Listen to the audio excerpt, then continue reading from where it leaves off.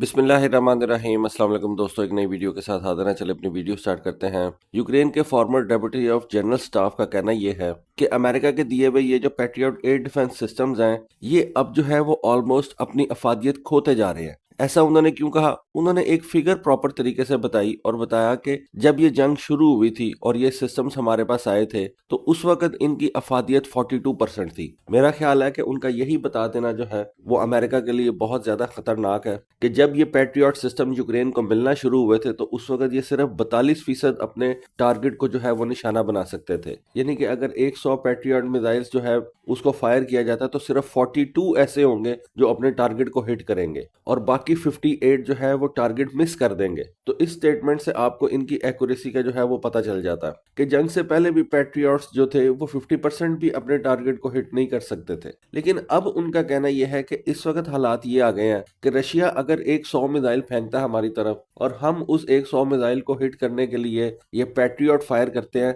तो आज पैट्रियट की जो एक्यूरेसी है या उसका जो सक्सेस रेट है वो सिर्फ 6% है। यानी कि 94 मिसाइल्स जो हैं वो मिस फायर हो जाते हैं या अपने टारगेट को हिट नहीं कर सकते और सिर्फ 6 पैट्रियट्स ऐसे होते हैं जो रशियन मिसाइलों को रोकने के काबिल हैं। ऐसा क्या हुआ है? बेसिकली बताया जाता है कि रशियन ने अपने बैलिस्टिक मिसाइल्स के अंदर ना एक सॉफ्टवेयर अपडेट किया या कह लें अपग्रेड किया है। उस सॉफ्टवेयर के अपडेट या अपग्रेड करने से क्या हुआ कि रशियन ने इन पैट्रियट एयर डिफेंस सिस्टम्स का जो है वो तोड़ निकाल लिया। तो इस सारे सिनेरियो को पढ़ने के बाद ये एक और तरीका मेरे सामने आया है जो मैं आज आपके साथ शेयर कर रहा हूं कि आप किस तरह से एयर डिफेंस सिस्टम्स को जो है वो नकारा बना सकते हैं। मतलब बहुत से लोग ये पूछते हैं कि जी इंडिया के पास ये S-400 एयर डिफेंस सिस्टम्स हैं तो वो आपके बैलिस्टिक मिसाइलों को भी रोक सकते हैं, आपके फाइटर जेट्स को भी जो है वो शॉट डाउन कर सकते हैं। बिल्कुल ऐसा कर सकते हैं और सेम चीज जो है वो एडवर्सरी आपके साथ भी ऐसा ही कर सकता है। ये टू वे है, ऐसा नहीं है कि हम किसी के साथ ये सारे काम कर सकते हैं तो दूसरा हमारे साथ ये काम नहीं करेगा। लेकिन जो चीज पता चली है वो यही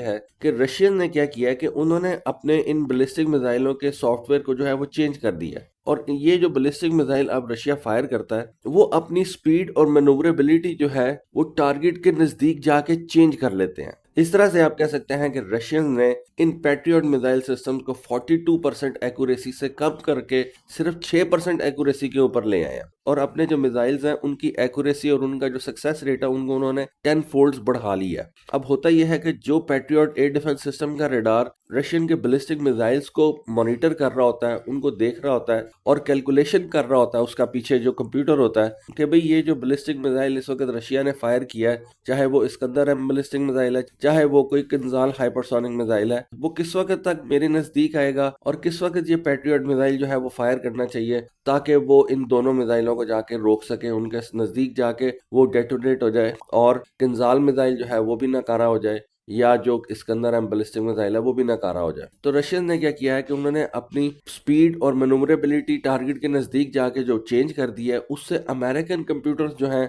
वो कैलकुलेट ठीक तरीके से नहीं कर सकते। जब उनकी कैलकुलेशन खराब हो गई तो आप कह सकते हैं कि जो पैट्रियट मिसाइल है वो मिस फायर कर जाता है। वो फायर जरूर होता है, टारगेट की तरफ जाता जरूर है, लेकिन जहां पे उसने कैलकुलेशन की होती है कि मैंने रशियन मिसाइल को इस पॉइंट के ऊपर जाके इंटरसेप्ट करना है, वो पॉइंट रशियन मिसाइल की स्पीड और मैनूवरेबिलिटी की वजह से जो है वो मिस हो जाता है और इस तरह से नतीजा जो है वो रशिया के फेवर में निकलता है। अब एक्यूरेसी बढ़ाने का दूसरा तरीका यह है कि आप ज्यादा मिसाइल फायर करें। तो यूक्रेनियंस ये कहते हैं कि हमारे पास भी ये जो पैट्रियट मिसाइल्स हैं एक लिमिट के अंदर ही हैं। डेफिनेटली इस वक्त जो वेस्टर्न कंट्रीज हैं वो ये पैट्रियट मिसाइल्स यूक्रेन को एक लिमिटेड नंबर में प्रोवाइड कर रहे हैं, फ्री दे रहे हैं, लेकिन उनकी भी एक जो है वो मैन्युफैक्चरिंग कैपेसिटी है और उसके अलावा उनके अपने भी मसले मसाइल हैं। आपने पिछले दिनों देखा कि जब अमेरिका को इजराइल के लिए जरूरत पड़ती है तो अमेरिका अपने सारे पैट्रियट मिसाइल्स उठाता है, पूरी दुनिया से जमा करता है और मिडल ईस्ट में लाके जो है वो इंस्टॉल कर देता है कि इजराइल तक कोई भी मिसाइल जो है वो ना पहुंचे। तो यहाँ पे आके जो यूरोपियन कंट्रीज हैं वो वर्नरेबल हो जाती हैं।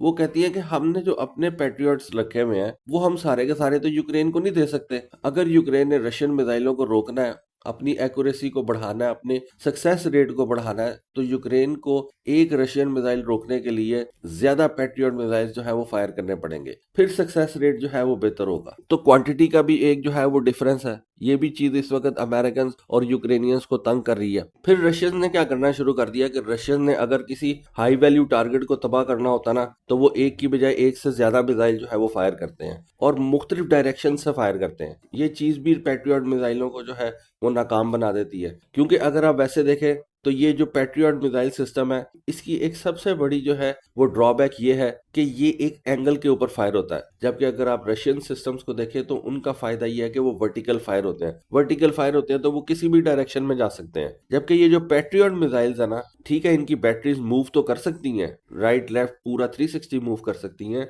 लेकिन फिर भी जब मिसाइल फायर किया जाता है तो उसके बाद बैटरी की पोजीशन को चेंज करने के लिए आपको थोड़ा सा वक्त तो दरकार होता है। तो उस थोड़े से वक्त के अंदर ही ये जो बैलिस्टिक मिसाइल है जिनकी अब स्पीड हाइपरसोनिक डोमेन के अंदर जा चुकी है, वो आके आपको हिट कर जाते हैं। तो इस वजह से पैट्रियट मिसाइल सिस्टम का जो एक ये एंगल के ऊपर फायर होना, ये भी उसका ड्रॉबैक अब इस जंग के अंदर खुल के सामने आ गया। और रशियंस क्या करते हैं कि वो हाई वैल्यू टारगेट के ऊपर 2-3 डायरेक्शन से मिसाइल फायर कर देते हैं, तो पैट्रियट जो है वो उनको इंटरसेप्ट करने में अब नाकाम हो रहा है, और जिसका अब यूक्रेनियंस ने खुलेआम जो है वो एडमिशन करना शुरू कर दिया है। और यहां तक एडमिशन उन्होंने किया है कि उन्होंने वो वैल्यूज भी बता दी हैं कि ये पैट्रियट मिसाइल कितना ज्यादा सक्सेसफुल है। ये चीज आने वाले दिनों में अमेरिका और खास तौर पे रेथियन को जो है वो बहुत ज्यादा तंग करेगी। कोई एक्सपोर्ट कस्टमर ये पैट्रियट मिसाइल लेने आएगा तो उसके सामने ये फिगर्स होंगी और वो ये कोट करेगा कि जी देखें, यूक्रेनियंस तो कहते हैं कि ये मिसाइल सिर्फ 6% सक्सेस रेट के साथ जो है वो अपने टारगेट को हिट करता है, आप इसका सक्सेस रेट कोई और बता रहे हैं और इतने ज्यादा पैसे मांग रहे हैं। तो ये इस पैट्रियट के जो एक्सपोर्ट ऑर्डर्स हैं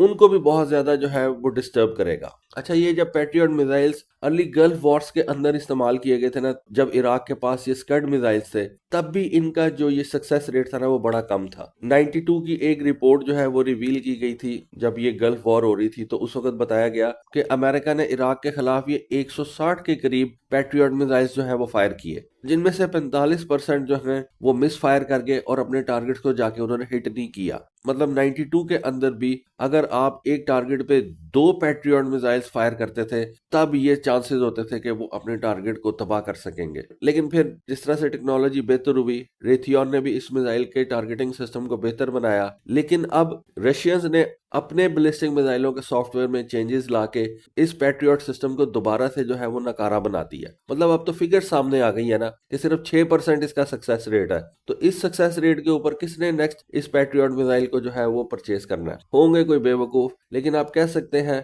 कि रशियन ने इस पैट्रियट मिसाइल सिस्टम का जो है वो तोड़ निकाल लिया। और ये चीज जो है वो डेफिनेटली अगर रशियन ने करना शुरू कर दिया तो नॉर्थ कोरियंस भी करेंगे, ईरानियंस भी करेंगे, यमनी भी करेंगे। जिस जिसको पता चलेगा, अगर रशिया उसको खुद से नहीं बता देता, जिस जिसको भी पता चल जाएगा, वो ये काम खुद से करके तो एयर डिफेंस सिस्टम्स को नकारा बनाना शुरू कर देंगे। तो आहिस्ता आहिस्ता ये चीजें जो हैं वो बहुत ज्यादा मुश्किल होती जा रही हैं एयर डिफेंस सिस्टम्स के लिए इन बैलिस्टिक मिसाइल्स को रोकना, क्योंकि मैं आपको हमेशा यही बताया कि ये कैट एंड माउस की गेम है। आप एक चीज बनाते हैं, अगला उसका तोड़ जो है वो किसी और तरीके से कर लेता है, फिर आप उस चीज को ओवरकम करते हैं, बेहतर अपनी चीज जो है वो करते हैं, तो अगला उसका फिर कोई और तोड़ निकालता है और आपके सिस्टम को जो है वो बाईपास करने की कोशिश करता है। तो ये वेपन सिस्टम्स के अंदर कैट एंड माउस गेम चलती रहेगी। जब से ये वेपन्स बने हैं तब से, और जब तक ये वेपन्स चलते रहेंगे इस दुनिया में, ये खेल भी चलता रहेगा। तो दोस्तों ये थी आज की वीडियो, ये थी आज की इन्फॉर्मेशन। होपफुली आपको आज की वीडियो, आज की इन्फॉर्मेशन पसंद आई होगी। कमेंट सेक्शन में अपनी राय से जरूर आगाह कीजिएगा। आज के लिए बस इतना ही। Thank you. Allah Hafiz.